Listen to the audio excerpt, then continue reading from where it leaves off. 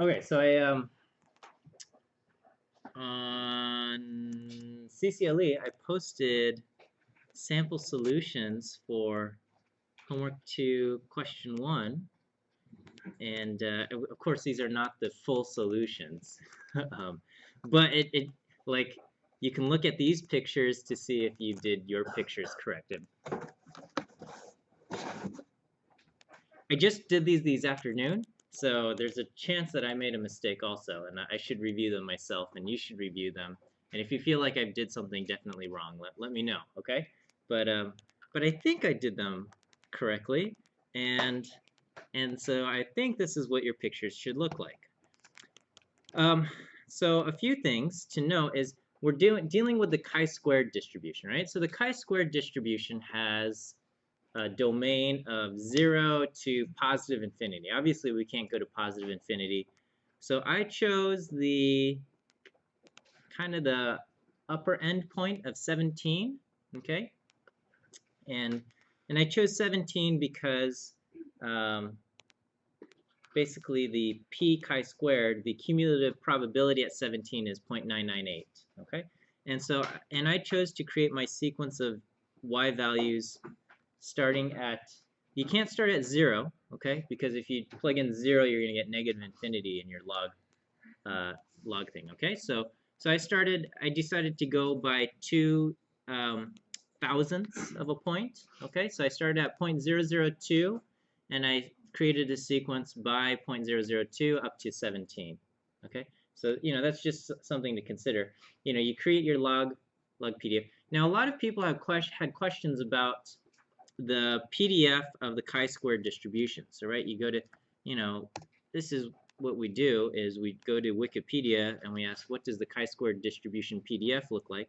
Because nobody, who has these things memorized, right? Nobody. So you plug this in, and it looks like this, and this looks very intimidating, but it's not, okay? The chi-squared distribution, really, this is the part here, and then all of this over here, this is just a constant, okay? It's just 2 to the, degrees of freedom, k over 2, and then gamma of k over 2, okay? This is just a constant, and we can ignore it, okay? The gamma function is like the factorial function, but for continuous variables, okay? So, like you do 2 factorial and you get 2, and you do 3 factorial and you get 6, and you do 4 factorial and you get 24, and it's like the gamma is like a smooth thing of that, okay?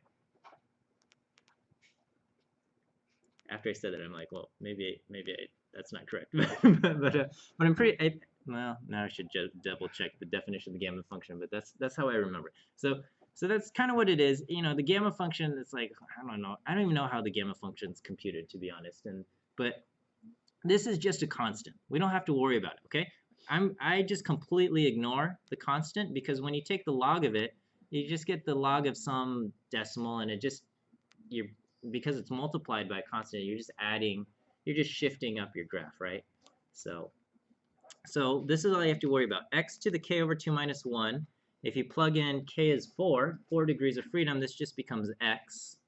And then e to the negative x over 2. So you get x times e to the negative x over 2. You take the log of that, so you get log x minus x over 2. That's going to be your log PDF. And then you take the derivative of that, you get something else. And those are the 2 functions that you got to define in that part of the homework, okay? I didn't write that here. You're going to have to go through, yeah, question. It doesn't matter if we do multiply by the constant, does it? No, it's fine. You can do that. It's not wrong to include the constant, okay?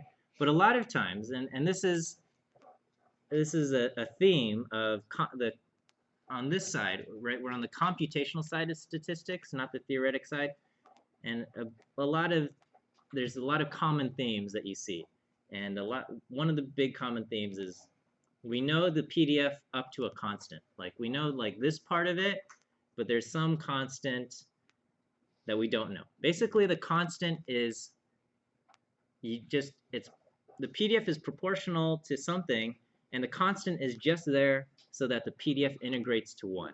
Okay, and we kind of had this on the midterm, but then like, it threw off a bunch of people, right? But you basically, you have the shape of some PDF proportional up to a constant, and then, sometimes there's hard work to be done to figure out what that constant is so that the PDF integrates to 1, okay? But a lot of times we don't want to have to do that hard work to figure out that constant, and so we just say, okay, it's proportional to this. Can we draw samples from this? Can we still calculate an expected value? Can we do a lot of stuff without having to worry about this constant? Okay, so yes, the formal definition of the PDF is this with the constant, but really it's just proportional to this thing. So that's all I'm dealing with. Okay, so I put that in, and then you're gonna have to adjust the limits, right? So the code I give you starts off with the limits negative infinity to positive infinity. Okay, obviously you can't start at negative infinity. Okay, I would say start at something like 1e to the minus 4 or minus 5 or something close to 0 but not 0. And then as far as the y's go that we're going to plot, I start at 0.002 and I go up to 17. That's what I've done. Okay, and then I plot this, and then the 2 fixed points that I start off with are 1 and 4. And so these are listed off in the instructions. They say start with the fixed points 1 and 4. And so when you plot these, this is what the tangent lines to the log PDF look like. And then if you exponentiate that, this is what these lines look like when you exponentiate it. So this is the blue line is like our chi-squared distribution, or it's at least proportional to the chi-squared distribution. And these are our tangent lines. And then you create your inverse CDF of this of this part, right? So you create the inverse CDF of this, and you can compare the inverse CDF of that versus the inverse CDF of your chi-squared distribution, right? If your thing doesn't look like this, it's probably because you left in p norm. Okay, p norm goes from negative infinity to infinity. If it looks like it's starting at like 0.5, that's the thing you've done wrong. You start off with the you compare it to p chi-squared. The blue one is the theoretic, and then the black line is our kind of our inverse CDF. And then we do inverse, I'm sorry, the black line is our CDF, and we use inverse CDF to generate samples. Okay, and then, or not inverse CDF, yeah. We use inverse CDF to generate the samples, and then we use acceptance rejection sampling to see if we accept that thing. So, you're going to have to calculate a ratio between the black line and the blue line, and then figure out whether or not you're going to accept it or not. Okay, and so in this case, you're going to be rejecting some of these values. And then as you add more fixed points, so here I added a fixed point right here, and that makes my function hug it a little bit more. And so, again, we do acceptance rejection sampling, and we figure out what we get. So sorry, yeah, not inverse CDF. We use the black line as kind of our proposal distribution. We use the black line as our proposal distribution, and then we do acceptance rejection sampling for 1. Okay, and then you obviously your acceptance ratio here should be higher, right? Because the amount of kind of rejection space is smaller. And again, the idea, I said don't update the thing, because in true adaptive rejection sampling, every time you reject a sample, you would update your CDF, okay? And then probably after like doing the first, I don't know, after you reject it like 20 times or something, you're going to have something very similar to the actual thing generating, and then you'll still use acceptance rejection sampling to make sure it's truly the distribution that you want, but your rejection rate will be very, very low by then. To kind of illustrate the differences between your acceptance and rejection rates, I'm saying just keep generating values from this envelope, proposal distribution, and reject or accept, and get kind of an approximate rejection rate, okay, or acceptance rate. And then, the last one, I say used fixed points of 0.1, 1, 2, 4, and 7. And so these are what the tangent lines look like on the log PDF. And so in the actual PDF versus the kind of our envelope distribution, it's very close. And so your acceptance ratio here should be quite high. And we can see the kind of our CDF of the envelope versus the CDF of the actual are also very close. Okay, so you should be able to generate, these are kind of the plots that you're supposed to have, and obviously you're supposed to calculate the acceptance ratio for each of these, which I did not put in the answers, but at least this should give you an idea of whether what the right answer should look like. Okay, so I'm hoping this is helpful in your adaptive rejection sampling. Okay, obviously you got to do something. And then, this adaptive rejection sampling code that I gave you, it's very verbose, and it's not production ready. Don't try to do something, and there's a lot of kind of like little cheats, or I'm using some cheats in there to get something that's approximately right, not actually correct. So, but it should work as kind of a way to go. Okay. Are there any questions on this as far as that? Other questions from the homework?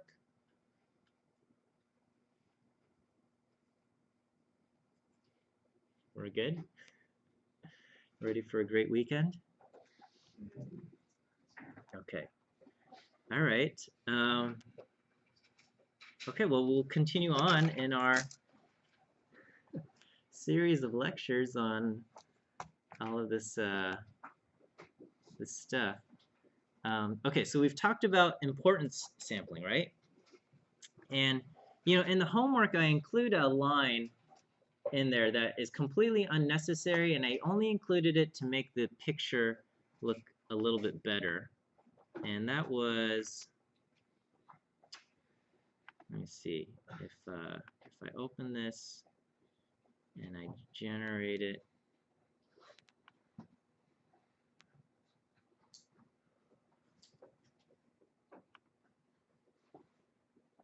where did this go?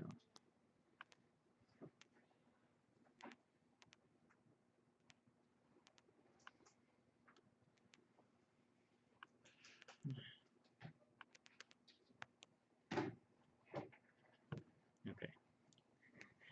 All right. Well, I included a thing to include like this multiplicative constant, so that the kind of the proposal distribution is always bigger than the or the trial distribution is always bigger than the desired distribution. That, for importance sampling, it's completely unnecessary to do that. You do not need to have your trial distribution so to always be bigger. So let me just compare this. So we have accept reject sampling.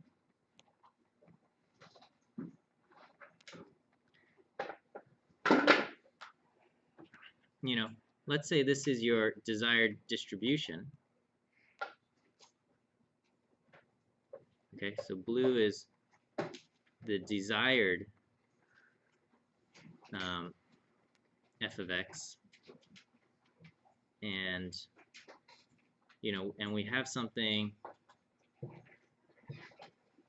like this, right? So, and the black is our g of x times m, okay? And we've selected an m so that, ideally our m is just big enough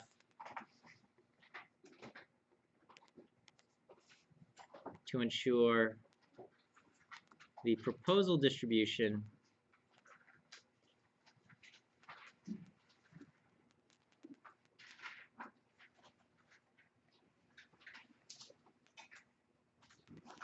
is always greater than the desired distribution, right? Desired PDF.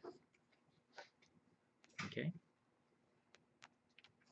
But no bigger than that. That's what we want.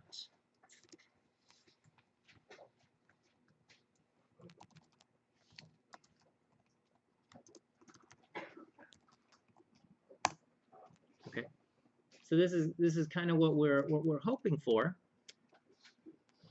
But calculating this M could be complicated, right? I mean, I had you guys do it for the midterm, but your proposal distribution was the uniform, all right? So that makes it relatively easy. But if you had something with curvature, this, finding M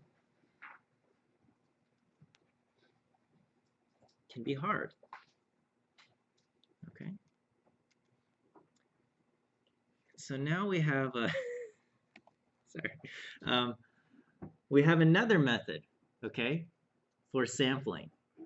And it's like acceptance rejection sampling, and it also uses ideas from importance sampling, and it's a way to generate values from a desired distribution, but it does not require us to calculate M. Okay? And we call this sampling importance resampling. It's a fun name, right? Okay, so finding M can be hard. Can we still generate values from f of x, okay, without finding M? This is kind of our question.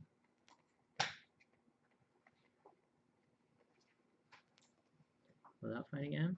And so the answer is yes, okay? And the method is called sampling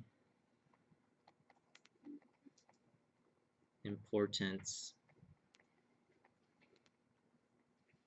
resampling.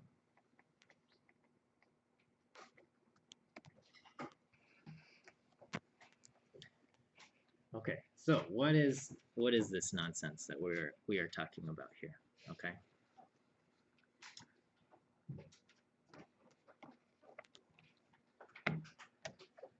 All right, so what we're going to do in sampling importance resampling, let me just double check my notes here, is we're going to generate values from our distribution, our easy distribution, g of x, okay? Sampling importance resampling.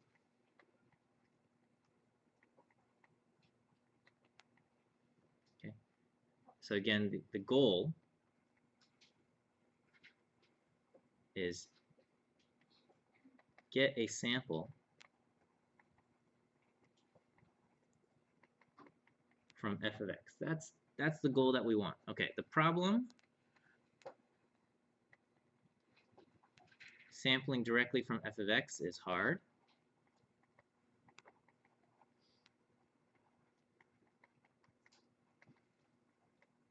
Okay, and we have a trial distribution.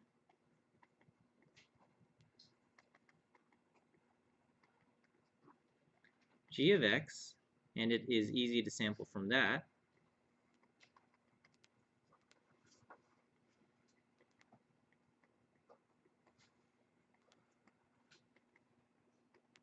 But the second part of the problem is we do not know the constant M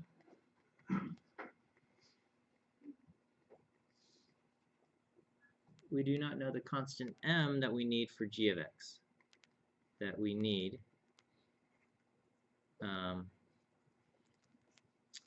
for acceptance rejection sampling.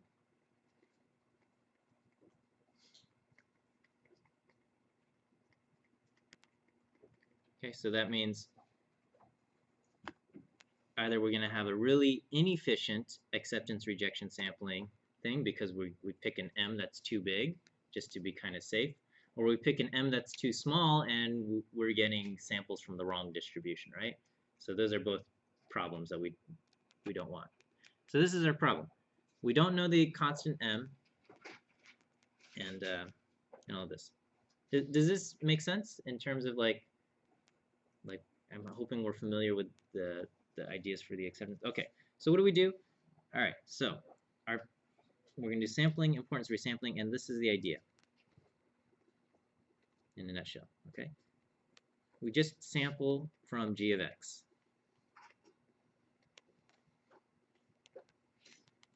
Okay, we get lots of samples,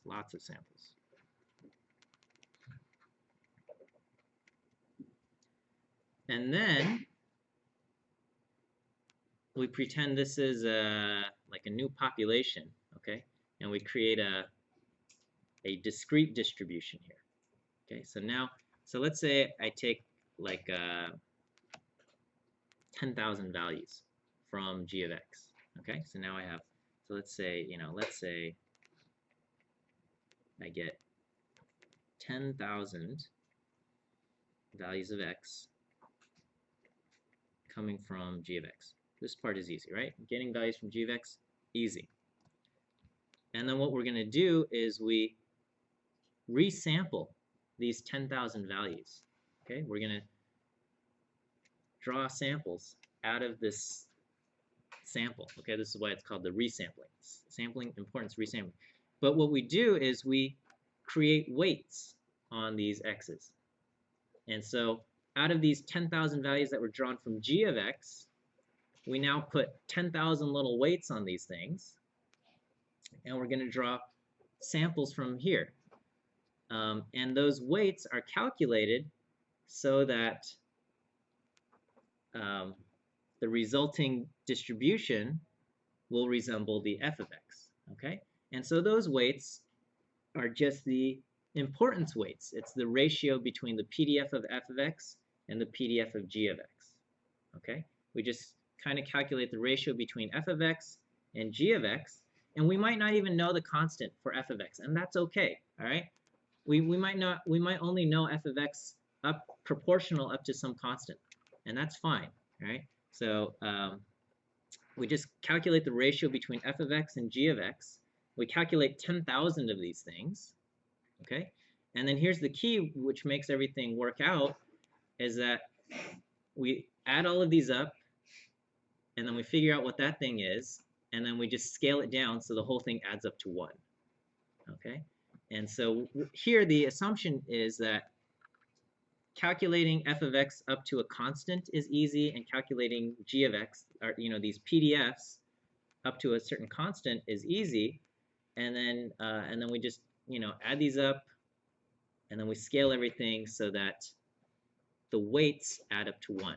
Okay, and so now we have a discrete distribution where we can draw from one of 10,000 values, but each of those 10,000 values have different weights on them. And those weights have all been calculated through the ratio of f of x and g of x, and thus when we resample that, we get something that looks very much like f of x. Now it's not going to be perfect because our population is now just these 10,000 values, right? And so if your original g of x, sucks, then this is going to suck. But it's kind of like it's like it's like the actual thing is hard, so we're just like hacking and slashing and trying to like come up with some cheater method to kind of get it to work, which is like the name of the game with all of this Monte Carlo stuff. Okay, so let me write. I don't know if anything I said makes sense to you. I'll write this down, and then we'll try to I'll try to talk through it again. Okay, so let's say I get 10,000 values of x. Okay, we will resample from these 10,000 values. Okay. Okay, so now we have a discrete distribution on these 10,000 values, okay? Now we have a discrete distribution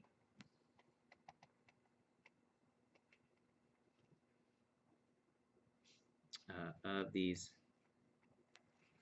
10,000 values. Okay. And then so what we need for the discrete distribution is we need, probability weights for each of these values. Okay. So we need, weights or probabilities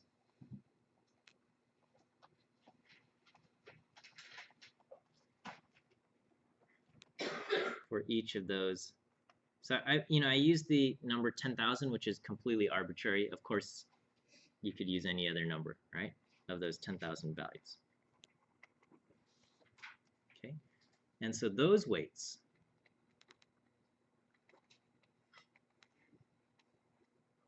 are basically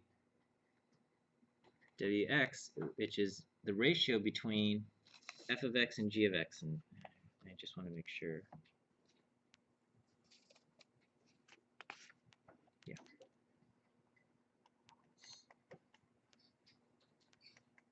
F of x times g of x. Okay, except the thing is that we make it, all right, times some constant, okay? And the constant is chosen, constant c is chosen so that the sum of the wx's equal 1. Okay? Because, you're creating a discrete probability distribution, right? So, if you only have 3 categories, those 3 categories have to add up to 1. Now we have 10,000 basically categories, and those 10,000 probabilities have to add up to 1. That's it, okay? And so the, I guess there's an assumption that, calculating this and calculating this is relatively easy for all 10,000 values, okay? And it's just, we don't even need to know the actual f of x.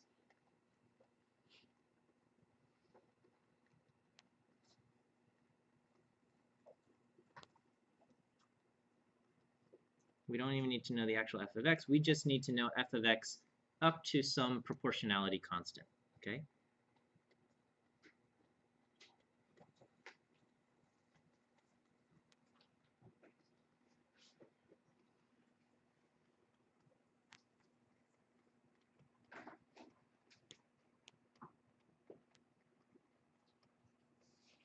Okay, because this step, finding the c to make this equal to 1, that takes care of all of the proportionality constants that we've been ignoring.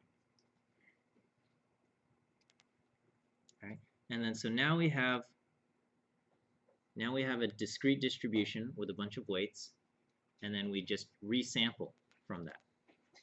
Okay.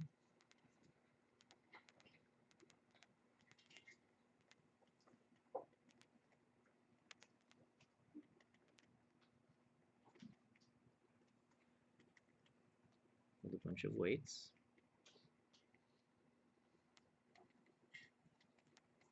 Okay, and then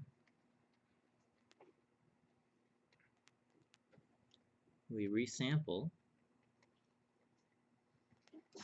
from that discrete distribution. Okay, and then the resulting sample will be very similar to a sample drawn from f of x. It's not exactly the same, it's just an approximation. Asymptotically, as we approach infinity, it becomes the same, but obviously we can't do that. But the resulting distribution will be very similar to a distribution drawn from f of x. Okay.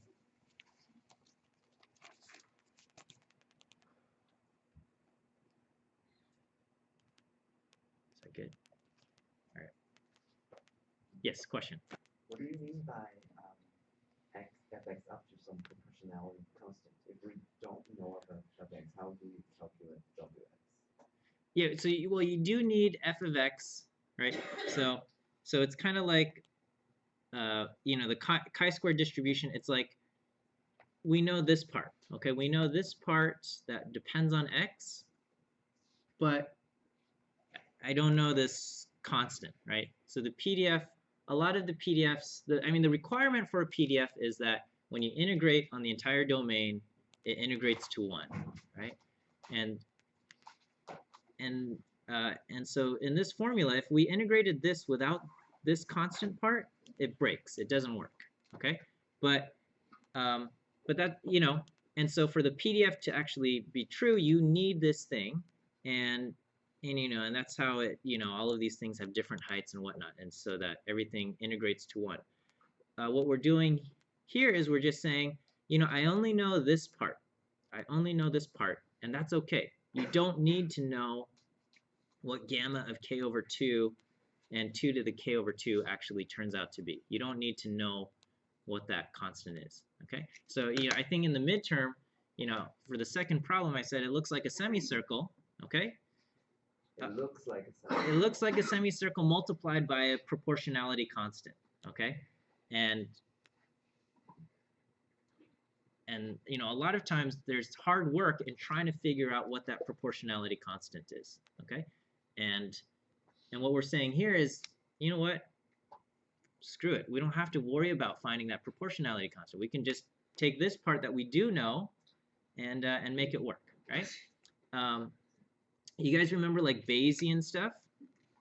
Okay, kinda, maybe, right? So in Bayesian stuff, we're trying to find, you know, the probability of theta based on the data that we see, right? And we said, well, okay, well, this is the probability of the likelihood, right? This is the likelihood times the prior, okay? And then the bottom part, what goes on the bottom part? The marginal, which is the probability of x. This is the marginal. All right, why do we need to include this? The marginal is just a proportionality constant, right? This is just this ends up just being a constant, okay? Constant that does not depend on the theta, the parameters that we're trying to estimate.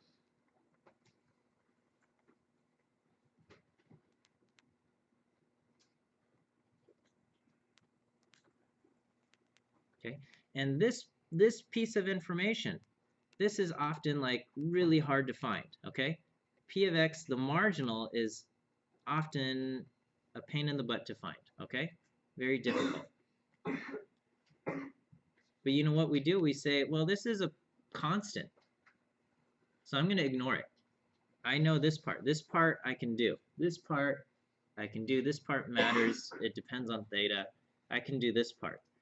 This I'm going to ignore. And so now I have, so instead of having the actual P of theta, we have P of theta given x, which is, you know, proportional to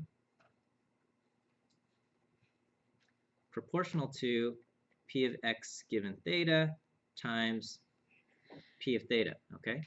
And then, so we can just say, oh, this is going to be the f of x. This is, I want to somehow draw samples from my posterior, okay? Except I don't know the exact posterior because I couldn't figure out the marginal because it was way too hard to figure out. But I still want to get samples from it. Can I do it? Yes, I can do it by cheating, okay? By just saying I only know it up to a constant, but you know what? If I do this, I don't have to worry about that proportionality constant. Right. I don't know, does this kind of make sense, what we're doing? Some of you are nodding and some of you I'm not. Yeah, so again, you know, we just have like 10,000 values or whatever, however much. We just have a discrete distribution and we're just resampling from that discrete distribution, and we're just saying some of these are going to be more important than others. Okay, so for example, okay, here's an example of simple example that I might be able to run. Okay. All right. Let's say our norm on our computer is broken. We can't generate our norm. Okay, but we have D norm, right? So what I can, and we have our unif.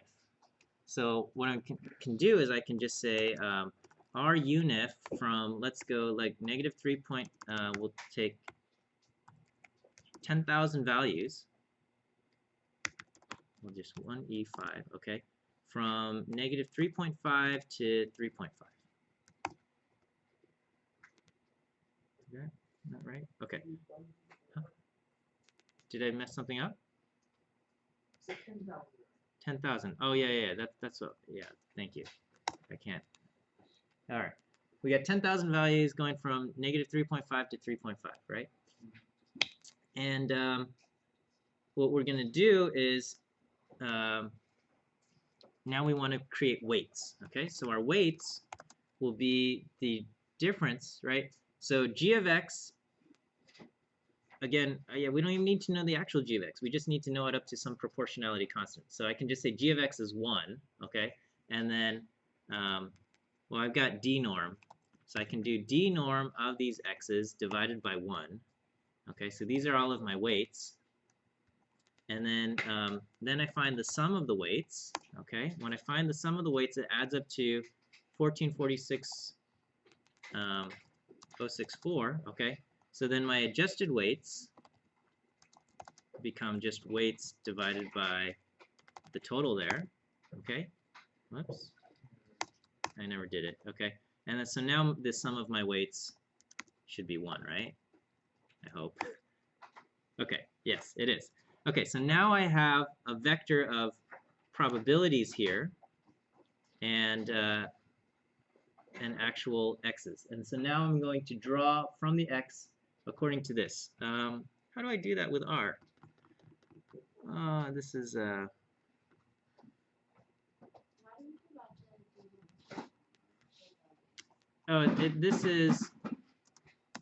this is our desired f of x divided by g of x. Okay, g of x is technically uniform from -3.5 to 3.5. So technically g of x is 1/7, but it doesn't matter. It's just proportional up to a constant. And so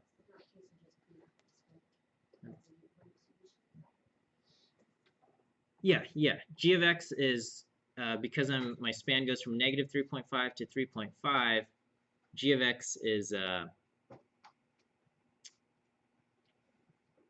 it's just the number 7.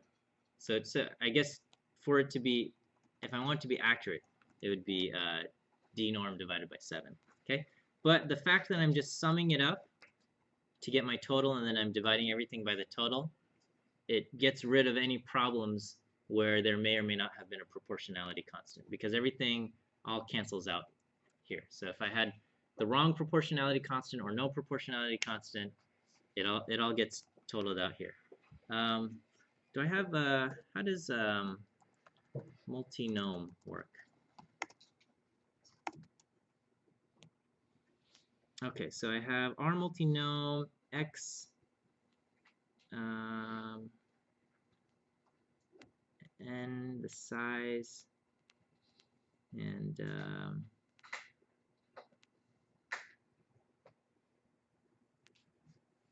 G multinom, it defaults to sum. Maybe not multinom. How do I do R from a discrete distribution? R, is there a categorical distribution? Huh? Let me see. The categorical distribution. How to generate, I gotta, I don't want this.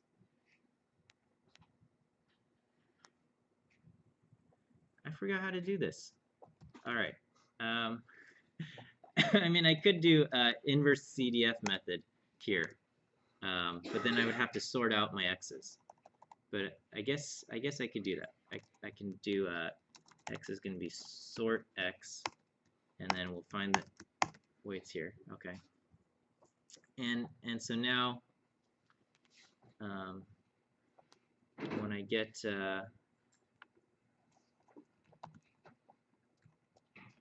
sorry, let me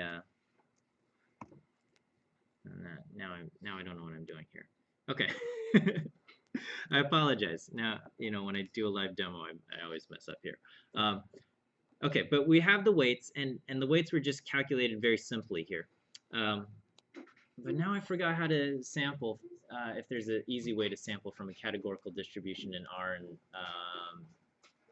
I don't know it off the top of my head right now.